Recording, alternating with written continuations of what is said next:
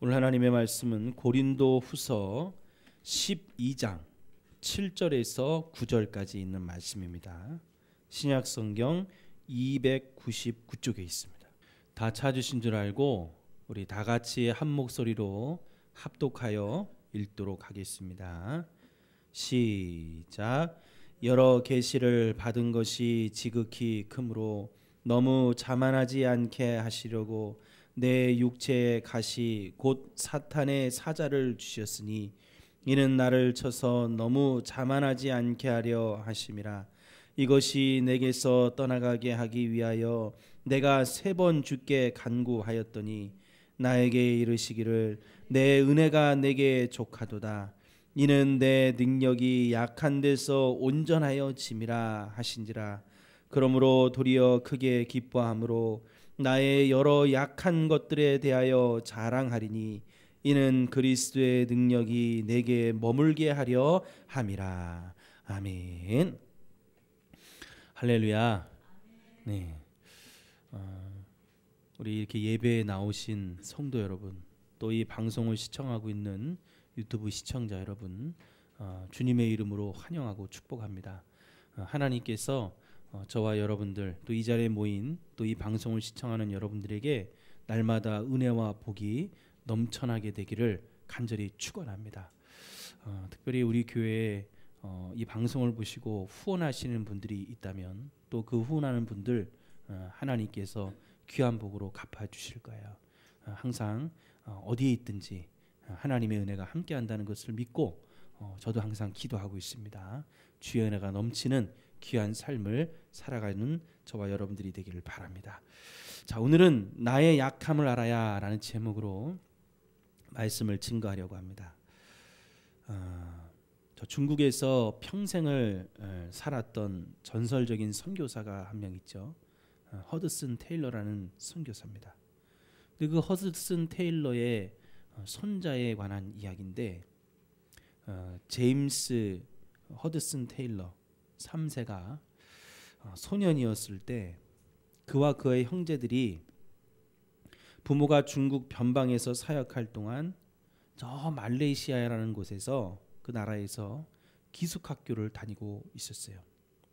그때 2차 세계대전이 발발했고 그 어린 제임스와 그 형제들을 비롯해서 수백 명의 학생들이 일본군에게 붙잡혀가서 포로 수용소에 갇히게 되었습니다.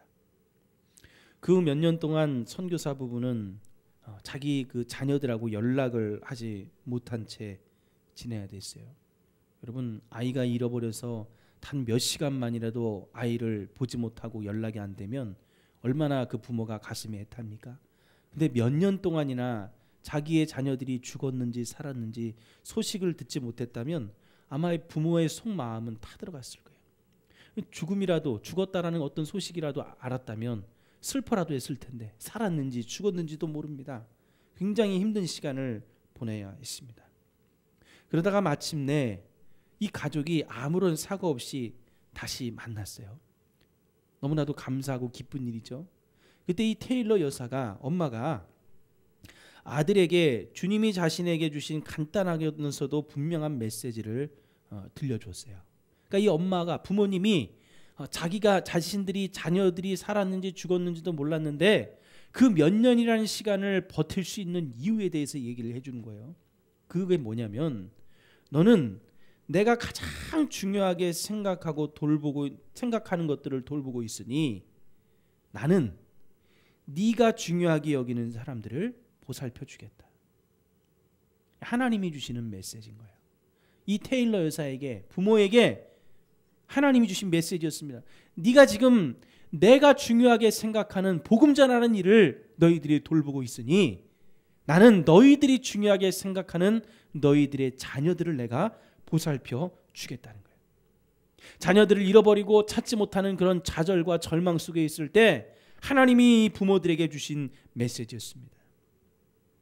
그녀는 이 하나님의 말씀을 확신하며 전쟁 중에 몇 년 동안이나 연락되지 않았던 자녀들을 걱정하면서도, 염려하면서도, 자녀들을 혹시 잃을까 하는 그런 아픔을 가지고 있으면서도 그 순간을 이겨낼 수가 있었다는 거예요. 결국에 그들의 가족은 다시 기쁨의 제의를 하게 된 것이죠.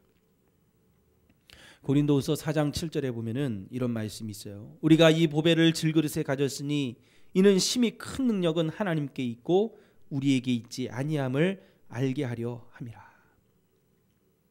우리는 깨지기 쉬운 질그릇이라는 겁니다. 항상 우리는 그걸 잊지 말아야 돼요. 우리는 정말 조그만한 고난에도, 조그만한 충격에도 깨질 수밖에 없는 질그릇과 같아요.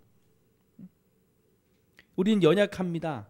우리에게 힘이 없어서 연약한 것이 아니라 연약함을 알기에 하나님 없이는 살 수 없는 존재이기 때문에 우리는 하나님을 의지해야 되는 겁니다.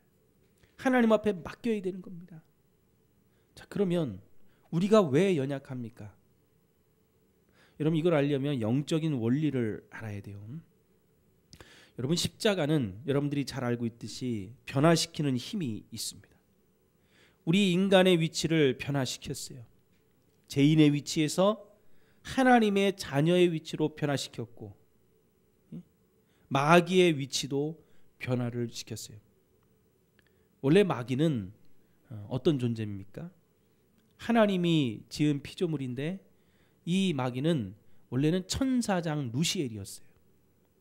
하나님의 보좌에 앉으려고 하다가 저주를 받고 쫓겨나죠.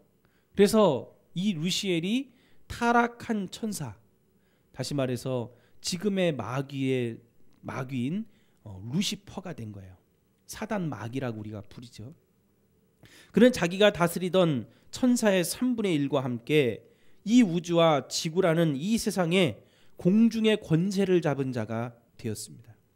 그리고 하나님을 대적하고 사람들을 예수 믿어 구원받지 못하도록 온갖 참소와 아주 파괴적인 일을 감당하고 있었죠. 인간은 아담이 처음에 범죄하여서 그로 인해 가지고 죄가 세상에 들어왔어요. 로마서 5장 12절에 이러므로 한 사람으로 말미암아 죄가 세상에 들어오고 죄로 말미암아 사망이 왔나니 이와 같이 모든 사람이 죄를 지었으므로 사망이 모든 사람에게 이르렀느니라. 우리가 죽을 수밖에 없는 이유가 그겁니다. 죄가 들어와 그 죄로 우리가 사망에 이르렀기 때문이에요. 원래 우리는 하나님과 에덴 동산에서 영원히 살 존재였단 말이에요. 근데 죄가 들어오는 그 순간부터 우리에게 뭐가 임했습니까? 사망이 임했습니다. 그래서 사람은 죽을 수밖에 없는 존재가 된 거예요.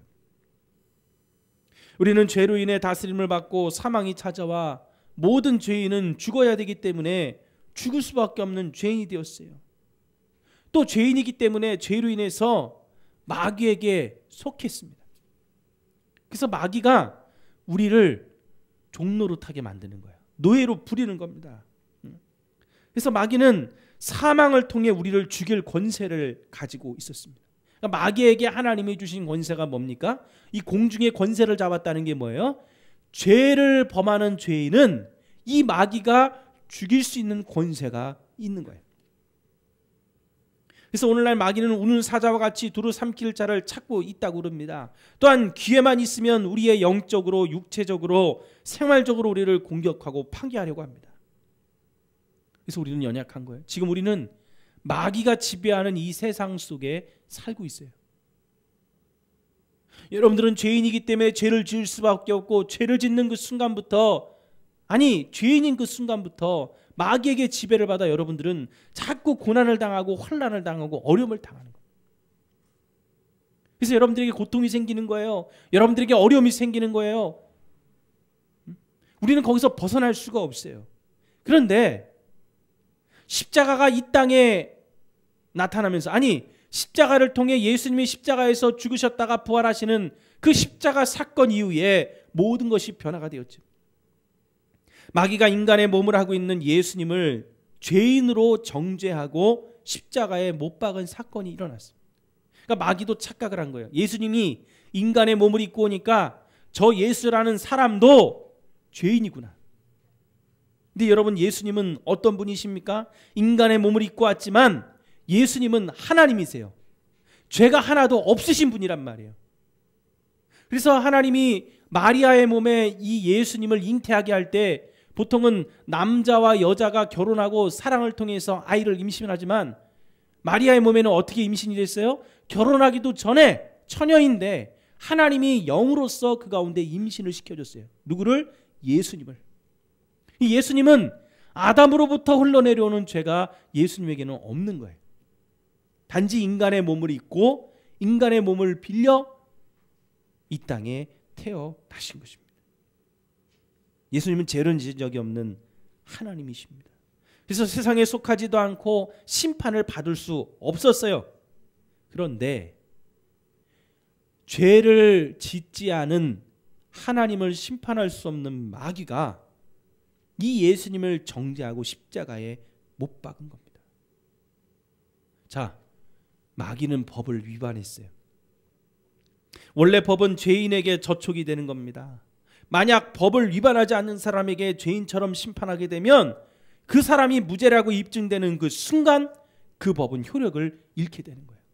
얼마 전에 뉴스에 그런 게 나왔죠. 미국에서 그 대형마트 월마트에서 한 여자분이 이 장을 봐가지고 계산하고 나오려고 하는데 아마 그 계산하는 그 대형마트 미국에는 스스로 계산을 하잖아요. 바코드를 찍어가지고. 근데 그게 센서가 고장이 났나 봐요. 계산이 그 컴퓨터에서 처리가 안 된 거예요. 나올 때 어떻게 돼요? 삐삐 소리가 울리죠. 그래가지고 이 거기 마트에 있는 직원이 이 사람을 도둑놈으로 취급을 한 거예요. 결국 재판까지 갔어요.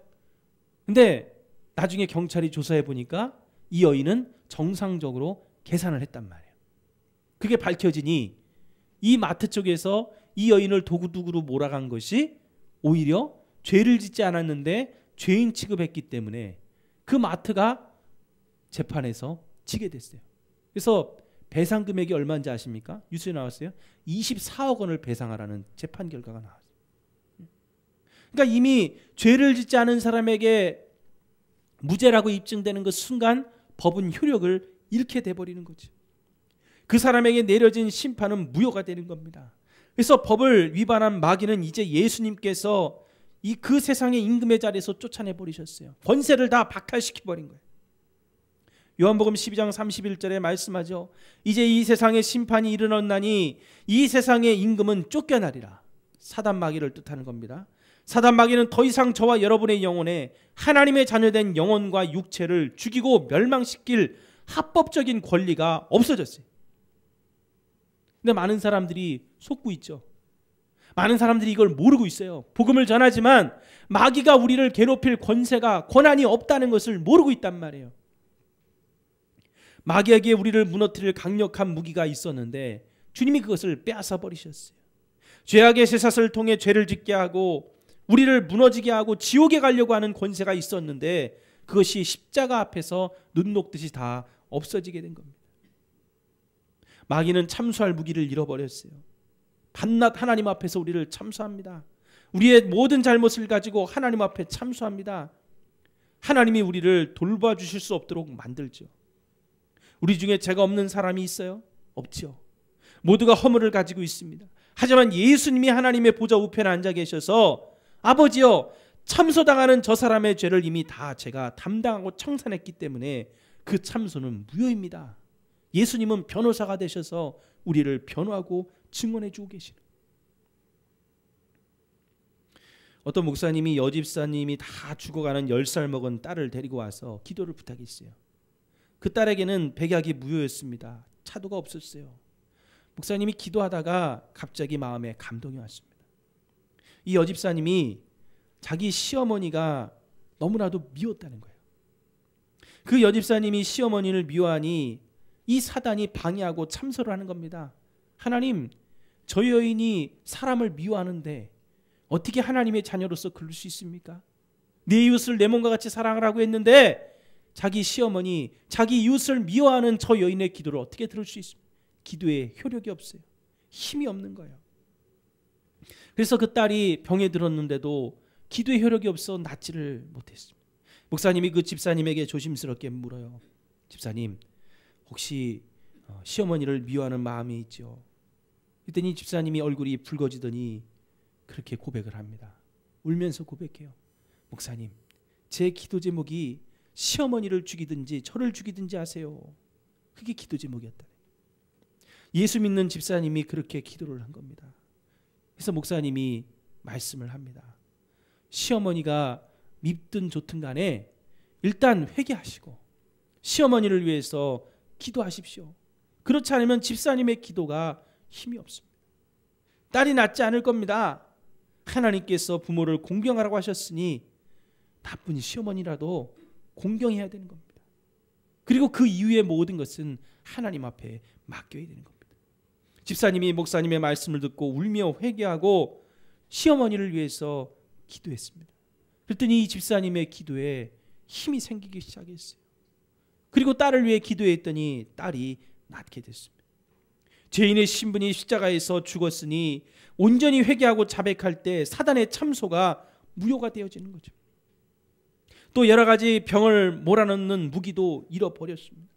예수님께서 십자가에서 모든 질병을 안고 다 담당하셨기 때문에 이제 여러분이 안고 있는 병은 마귀의 무기가 될 수 없어요. 여러분 모든 질병이 다 그런 건 아니지만 여러분 병마가 있습니다. 사단이 마귀가 우리를 괴롭히기 위해서 주는 병이 있어요. 약을 먹어도 의사가 치료할 수도 없는 이 세상 의학으로 고칠 수 없는 그런 질병들이 있단 말이에요. 그럼 여러분들 그 배후의 세력이 무엇이 있는지 영적으로 볼 수 있어야 됩니다. 마귀가 여러분들을 괴롭히고 여러분들을 하나님 앞에서 떠나가게 하기 위해서 질병을 주는 경우도 있단 말이에요. 근데 더 이상 이제는 그 질병 때문에 여러분 고통당하지 말아야 됩니다. 왜? 주님께서 십자가에서 질병을 담당하셔서 마귀가 주는 그 질병의 권세가 이미 무효화됐기 때문입니다. 마귀의 위치가 변했어요. 여러분 우리의 위치도 변했습니다. 이제 우리는 노예가 아니에요. 종이 아닙니다. 이제는 하나님의 자녀가 되었습니다. 마귀도 이제는 이 세상의 공중권세를 잡은 권세 있는 자가 아니라 이 세상 임금에서 쫓겨난 자라는 거예요. 그러므로 오늘 우리가 가져야 될 영적인 원리는 신앙생활에 능력 있는 생활로 승리하려면 여러분 내가 약하다는 것을 여러분들이 항상 알고 느껴야 됩니다. 그리고 십자가의 능력을 의지해야 돼요. 우리가 하나님을 의지할 수 있는 비결은 딱 한 가지입니다. 내가 약하다는 것을 여러분 깨닫고 인정하셔야 돼요. 우리가 그것을 인정하지 못하면 절대로 우리는 기도할 수 없습니다. 하나님을 의지할 수 없습니다. 하나님을 바라볼 수 없습니다. 여러분들이 내가 약하다는 것을 인정하는 것 순간 하나님의 능력은 내 것이 되는 겁니다. 번쩍번쩍 빛이 나고 값비싼 그릇, 여러분 자기가 잘난치 않은 그릇에는 하나님의 귀한 능력과 은혜가 담길 수가 없습니다. 나는 이만하면 됐다. 나는 알 만큼 안다. 하나님의 능력이 떠나는 거죠. 반대로 자신의 연약함과 부족함을 절감하고 하나님을 의지할 때 하나님의 능력이 임하는 겁니다. 오늘 본문에 보면은 사도 바울이라는 사람이 3000층 천국에 가서 천국을 미리 봤는데 하나님 환상 중에 보여주셨는데 3000층 3번에 걸쳐서 올라가서 그 천국을 올라가 봤다는 거예요. 하나님의 음성도 듣고 체험도 했고 많은 병자도 고치고 죽은 자도 살린 그런 바울이었습니다. 신약 성경의 절반 이상을 기록한 사람이죠. 근데 이 바울의 몸에 사단이 찌르는 가시가 있다고 했어요. 어떤 사람들은 안질이라고도 하고 어떤 사람은 간질이라고 말을 하기도 합니다. 병이 어쨌든 간에 정확한 병명은 나오지 않아요. 근데 그 사단의 가시가 이 바울을 괴롭히고 고통을 주었습니다. 근데 하나님 앞에 이 바울이 너무나 고통스러워 기도를 합니다. 3번이나 기도를 했는데 하나님이 들어주시지 않았습니다. 그리고 말씀하시기를 오늘 9절에 뭐라 그래요? 내 은혜가 내게 족하도다. 이는 내 능력이 약한 데서 온전해짐이라 그렇게 말씀을 하고 계십니다.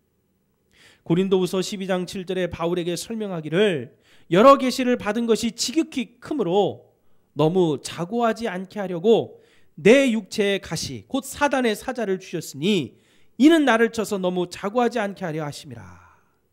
여러분 이 자고라는 말은 교만을 뜻하는 거예요. 그러니까 하나님이 이 바울에게 많은 능력을 주셨어요. 신비한 것을 주셨어요. 예? 환상도 보게 하시고 천국도 보게 하시고 병든 자를 고치게 하시고 심지어는 바울에게 너무나도 능력이 많으니까 바울에게 써던 손수건 바울이 둘렀던 앞치마를 갖다가 가지고 병든 자에게 덮었더니 귀신 들린 자에게 그것을 덮었더니 귀신이 떠나가고 병든 자들이 나았단 말이에요. 그러니까 사람들이 얼마나 바울을 우러러보겠습니까? 옛날에 우리 나라에도 지금도 그런 분들이 있지만 정말 부흥 강사님들 중에는 정말 기도하면 병든 자들이 낫고 귀신이 그 자리에서 막 떠나가는 그런 능력, 시인의 능력, 하나님께 능력을 받은 아주 그런 목사님들이 많았어요. 그런데 하나님은 오늘 바울에게 뭐라고 하세요? 내가 너에게 가시를 준 것은 다른 게 아니라 너가 받은 것이 너무 크기에 자고하지 않게 하려고, 교만하지 않게 하려고, 내게 하나님의 능력, 나의 능력이 너에게 머물게 하려고 내가 그 가시를 너에게 주었다는 거예요. 고통스럽지만 네가 앞으로 하나님의 일들을 감당하려면, 나의 능력을 발휘하려면, 전적으로 나를 의지하려면 이 가시를 네가 감당해야만 된다는 거예요. 네가 약한 데서 내 능력은 온전해진다 그랬습니다. 바울이 그 비밀을 깨달았어요. 기도할 때는 몰랐는데, 자기가 고통스러워서 하나님 앞에 기도하고 응답 안 해주실 때는 몰랐는데, 하나님이 그 음성을 들려주시고 깨닫는 그 순간부터 바울은 감사하기 시작했어요. 그러면서 뭐라고 얘기합니까? 나의 약함을 자랑한다 그랬습니다. 그리스도의 능력이 내게 머물게 하기 위해서 이제는 내가 약한 것이 부끄러운 게 아니다. 내가 지금 고통당하는 것이 부끄러운 게 아니다. 내가 지금 힘든 것이 그것이 힘든 것이 아니다. 하나님의 능력이 내게 머물고 내가 하나님을 의지하기 위해서 나는 그것을 자랑하리라. 여러분, 어떤 때는 신앙생활을 하다 보면은 우리가 칭찬받을 때가 많죠. 그때 우리는 오늘 바울의 이 모습을 기억하고 날마다 항상 나는 약하다는 것을 알고 하나님을 의지하는 저와 여러분들이 되시기를 간절히 축원합니다.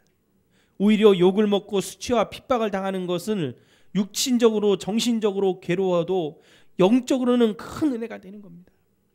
왜? 그만큼 주님께 기도하고 주님을 의지하게 되었기 때문에 주님은 그것을 이길 힘과 능력을 부어주시는 거예요. 저도 이 단독 목회에 나오고 이제 4년이 지나 5년이 다 돼갑니다. 그런데 저라고 힘든 순간이 없었겠습니까? 참 신기한 것은 하나님이 경제적으로 또 정신적으로 영적으로 많이 힘들 때마다 제게 주신 처음 이 교회에 와가지고 주셨던 마음이 뭐냐면 40일 특별 기도회를 하는 것이었습니다. 그것을 새벽 기도회로 하든 저녁 기도회로 하든 제가 지금까지 쭉 연초와 연말에 그 기도회를 이어서 해왔어요. 근데 그 신기한 것은 그 기도를 할 때마다 하나님이 그 어려운 순간을 이겨낼 수 있도록 은혜를 베풀어 주시더라는 거예요. 경제적으로 어려울 때 주님이 사람들을 통해서 저도 모르는 사람, 저도 알지 못하는 사람을, 이름도 모르고 얼굴도 모르는 사람을 통해서 저에게 그것을 채워주시기도 하고, 어떨 때는 정말 제가 부족할 때 하나님이 저에게 정말 귀한 은혜를 베풀어 주시기도 했습니다. 제가 정신적으로 무너지려고 할 때 사람을 통해서 다시금 저를 잡아 일으켜 주시기도 하고, 저에게 큰 은혜를 베풀어 주셔서 지금까지 견디고 버틸 수가 있었습니다.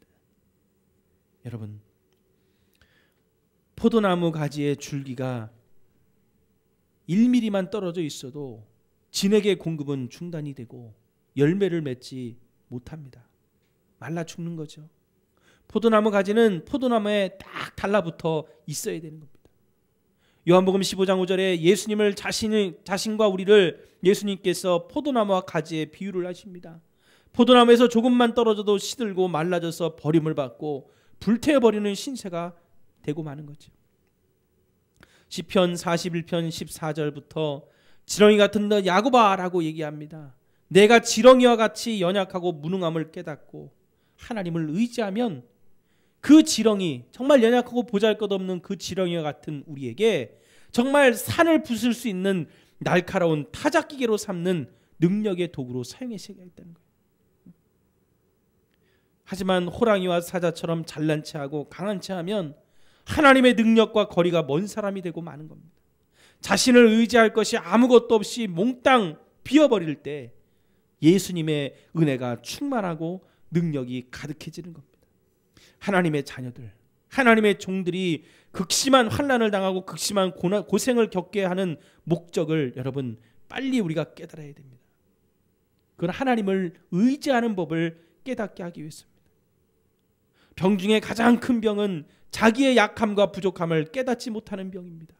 이런 사람은 영적인 깊은 세계에 들어가지도 못하고 능력을 체험하지도 못하는 겁니다. 하나님을 깊이 의지하지 않으면 허공을 치는 실패하는 그러한 경험을 하게 됩니다. 오늘 저와 여러분들 분명히 여러분 기억하십시오. 나의 약함을 인정하셔서 하나님의 놀라운 은혜를 경험할 수 있는 우리 모두가 될 수 있기를 간절히 축원합니다. 예레미야 2장 13절에 내 백성이 두 가지 악을 행하였으니 곧 생수의 근원이 되는 나를 버린 것과 스스로 웅덩이를 판 것인데 그것은 물을 저축치 못할 터진 웅덩이니라 라고 말씀했습니다. 생수의 근원 되신 하나님을 의지하지 않고 세상의 것을 의지하고 잘 살아보려고 애쓰는데 그것을 물이 다 새어버리는 터진 웅덩이를 파는 것에 지나지 않다는 말씀이죠. 세상의 물질, 건강, 명예를 하나님처럼 의지하거나 사랑하지 말고 세상의 것은 있어도 없는 것 같이 여기고 하나님을 의지하고 잘 섬기라는 말씀입니다. 여러분, 하나님을 잘 섬기면 터진 웅덩이가 아니라 소망이 끊어져도 살 길을 열어주시는 하나님의 은혜가 임하게 될 줄을 믿습니다. 사랑하는 성도 여러분, 하나님은 분명히 살아계십니다. 오늘 우리의 약함을 알고 십자가의 능력을 여러분 깨달으셔서 예수님을 의지하는 그런 하나님의 귀한 자녀들이 되기를 간절히 소원합니다. 소망이 끊어져도 주님은 예수님을 의지하고 하나님을 의지할 때, 아니 내가 약하다는 것을 여러분 깨닫고 하나님을 의지할 때마다 능력을 주시고 살 길을 열어주시는 겁니다. 그 능력과 믿음을 가지고 승리하는 우리 성도 여러분들이 다 되시기를 간절히 축원합니다. 기도하시겠습니다.